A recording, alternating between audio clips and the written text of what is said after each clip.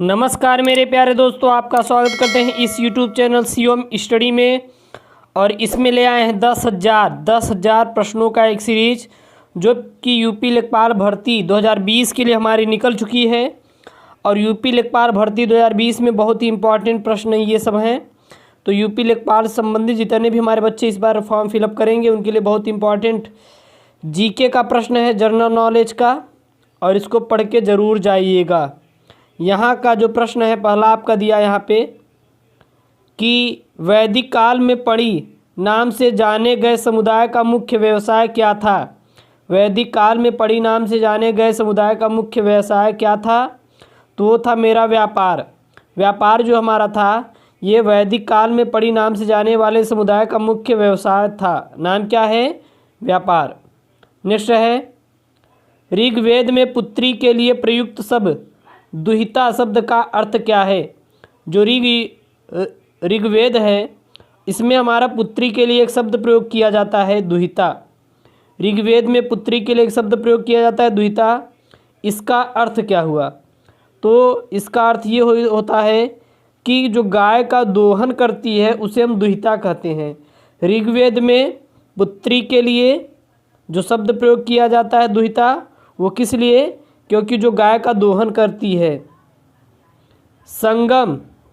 संगम युग में तमिलों का सर्वाधिक लोकप्रिय देवता कौन था। जो संगम युग था उसमें अगर तमिलों का सर्वाधिक लोकप्रिय देवता कौन था, तो वो थे हमारे मुरुगन। मुरुगन जो थे ये हमारे तमिल जो देश है, जैसे कर्नाटक हो गए, तमिलनाडु हो गए, वहाँ पे बहुत सारे तमिल लोग रहते हैं। तो तमिलों के जो देवता है, मुख्य देवता हैं, वो हमारे मुरुगन हैं। मुरुगन जो है तमिलों के क्या है? देवता है। प्रश्न है मोहम्मद बिन तुगलक ने किस धातु में सांकेतिक सिक्कों का प्रचलन किया था। मोहम्मद बिन तुगलक ने किस धातु में सांकेतिक सिक्कों का प्रचलन किया था? तो किए थे कांस में। कांस में जो किए थे मेरे प्यारे दोस्तों, वो मोहम्मद बिन तुगलक ने इसी धातु में सांकेतिक सिक्कों का प्रचलन किया था। नेक्स्ट है गुजरात को जीतकर किसने उसे दिल्ली सल्तनत में शामिल किया था। गुजरात को जीतने के बाद वह कौन था जो दिल्ली सल्तनत में शामिल किया था? तो थे हमारे अलाउद्दीन खिलजी। अलाउद्दीन जो खिलजी थे मेरे प्यारे दोस्तों, इन्होंने क्या किया था? गुजरात को जीतने के बाद उसे दिल्ली सल्तनत में शामिल कर लिया था। तो अलाउद्दीन खिलजी ने गुजरात को जीतने के बाद उसे दिल्ली सल्तनत में शामिल कर लिया था। नाम क्या है? अलाउद्दीन खिलजी। नेक्स्ट है अमीर खुसरो को किस गायन शैली का जन्मदाता माना जाता है। अमीर खुसरो को किस गायन शैली का जन्मदाता माना जाता है? तो कव्वाली जो होती है, कव्वाली शैली का जो जन्मदाता है ये हमारे अमीर खुसरो जी हैं।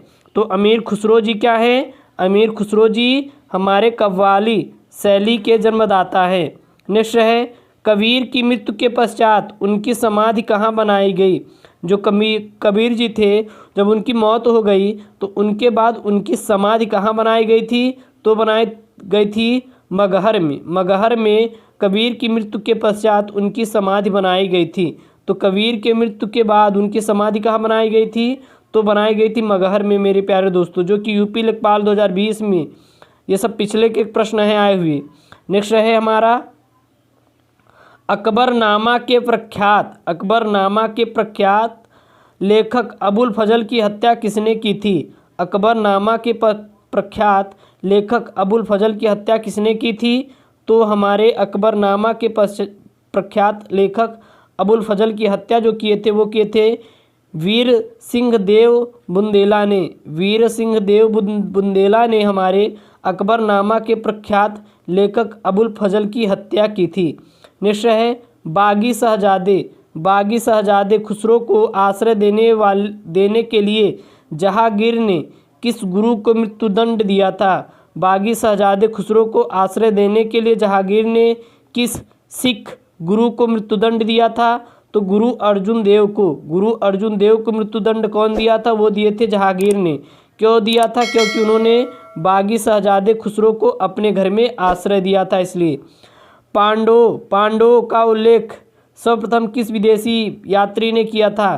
तो पांडवों का उल्लेख जो है मार्को पोलो ने किया था। मार्को पोलो और निकोलो पोलो का आप लोग नाम सुने होंगे। तो मार्को पोलो हमारे विदेशी यात्रा थे जिन्होंने पांडवों का उल्लेख किया था। नेक्स्ट है यहाँ पे हमारे प्यारे दोस्तों, व्यास नदी का प्राचीन नाम क्या था? व्यास नदी का प्राचीन नाम क्या था? तो व्यास नदी का जो प्राचीन नाम था मेरे प्यारे दोस्तों बिपाशा। बिपाशा व्यास नदी का प्राचीन नाम था। तो व्यास नदी का प्राचीन नाम बिपाशा था। नेक्स्ट है छठी शताब्दी ईसा पूर्व में वश महाजनपद की राजधानी कहाँ थी? छठी शताब्दी ईसा पूर्व में वश महाजनपद की राजधानी कहाँ थी? तो वो थी उत्तर प्रदेश के कौशाम्बी में। जो हमारे उत्तर प्रदेश की कहाँ, कौशाम्बी में छठी शताब्दी में वश महाजनपद की राजधानी थी।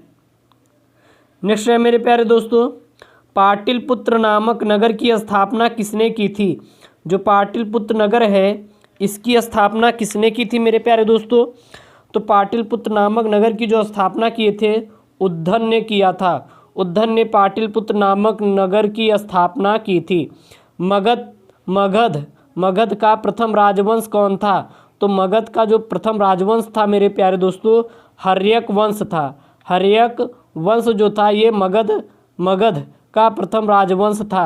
तो मगध का प्रथम राजवंश कौन था? हर्यक हमारा कौन था? मगध का प्रथम राजवंश था। बुद्ध द्वारा गौ हत्या को बौद्ध मतावलंबी क्या कहते हैं? बुद्ध द्वारा गौ हत्या को बौद्ध मतावलंबी क्या कहते हैं? तो इसे कहा जाता है महाभिनिक्रमण कहा जाता है। नेक्स्ट है सल्तनत काल में अश्वशाला के प्रधान को क्या कहा जाता था? सल्तनत काल में अश्वशाला के जो प्रधान थे उनको क्या कहा जाता था? तो उनको कहा जाता था अमीर ए आखूर। अमीर ए आखूर शब्द का जो उपयोग किया जाता था वो अश्वशाला के लिए प्रयोग किया जाता था। किस काल में? सल्तनत काल में। खालसा पंथ की स्थापना एवं धर्माचार पाहुल को किस सिख गुरु ने चलाया था? खालसा पंथ की स्थापना एवं धर्माचार पाहुल को किस गुरु ने चलाया था? तो वो चलाए थे गुरु गोविंद सिंह खालसा पंथ की स्थापना तथा एक धर्माचार पाहुल को हमारे चलाए थे। नेक्स्ट है विशिष्टाद्वैत के प्रवर्तक कौन थे? तो विशिष्टाद्वैत के जो प्रवर्तक थे वो थे रामानुजाचार्य हमारे जो थे वो विशिष्टाद्वैत के प्रवर्तक थे। नेक्स्ट है खानवा का युद्ध कब हुआ था? तो खानवा का जो युद्ध हुआ था वो हुआ था 1527 ईस्वी में। खानवा का युद्ध कब हुआ था? 1527 ईस्वी में खानवा का युद्ध हुआ था। नेक्स्ट है मेरे प्यारे दोस्तों चोल वंश का संस्थापक कौन था? तो चोल वंश का संस्थापक हमारा विजयालय था। चोल वंश का संस्थापक कौन था? तो विजयालय हमारा चोल वंश का संस्थापक था। आगरे के लाल किले में मोती मस्जिद किस मुगल शासक ने बनवाई थी? आगरे के लाल किले में मोती मस्जिद किस मुगल शासक ने बनवाई थी? तो शाहजहां ने लाल किले में मोती मस्जिद मुगल बनवाई थी। नेक्स्ट है हमारा पुष्पमित्र शुंग ने अश्वमेघ यज्ञ किए थे, यह जानकारी किस ग्रंथ से प्राप्त की गई थी? जो पुष्पमित्र शुंग ने अश्वमेघ यज्ञ किया था। और यह जो जानकारी है मुझे कहाँ किस ग्रंथ से प्राप्त हुई थी कि पुष्यमित्र शुंग ने अश्वमेघ यज्ञ भी किया था? तो प्राप्त हुई थी महाभाष्य। महाभाष्य हमारा जो ग्रंथ है पवित्र, इसी से हमारा पुष्यमित्र शुंग के अश्वमेघ होने की जानकारी प्राप्त हुई थी। नेक्स्ट है हमारा ऐतरेय ब्राह्मण किस वेद का है? ऐतरेय जो ब्राह्मण है वो किस वेद का है? तो वो है हमारे ऋग्वेद का ऐतरेय ब्राह्मण है। नेक्स्ट है हिस्टोरिका नामक ग्रंथ के लेखक कौन है? तो हेरोडोटस जो हैं वो कौन है? वो हमारे हिस्टोरिका नामक ग्रंथ के लेखक हैं। हमारे कौन है? हेरोडोटस। उत्तरारामचरित के लेखक कौन हैं? जो उत्तरामचरितम के लेखक कौन हैं? तो भवभूति जो हैं वो हमारे उत्तराचरित के लेखक हैं। तो भवभूति मेरे प्यारे दोस्तों क्या हैं? वो उत्तरामचरित के लेखक हैं। कौन है? भवभूति जी हैं। नेक्स्ट है मेरे प्यारे दोस्तों, महमूद के साथ भारत आए किस विद्वान ने भारतीय समाज पर किताबुल हिंद नामक पुस्तक लिखी थी? जो महमूद के साथ भारत आए थे वो बहुत बड़े विद्वान थे और उन्होंने भारत समाज पर, भारत की स्थिति को देखते हुए एक किताब लिखी थी। कौन सी किताब लिखी थी? वो लिखी थी हमारी किताबुल हिंद नामक पुस्तक लिखी थी। लेकिन वो विद्वान कौन थे जो कि महमूद के साथ भारत आए थे और हमारा किताबुल हिंद लिख दी भारत की समाज पर? तो वो थे हमारे अलब रूनी ने जो थे ये हमारे एक ऐसे विद्वान थे जो महमूद के साथ भारत आए थे और ये भारतीय समाज पर किताबुल हिंद नामक एक पुस्तक लिख डाली। नेक्स्ट है मेरे प्यारे दोस्तों यहाँ पे हमारा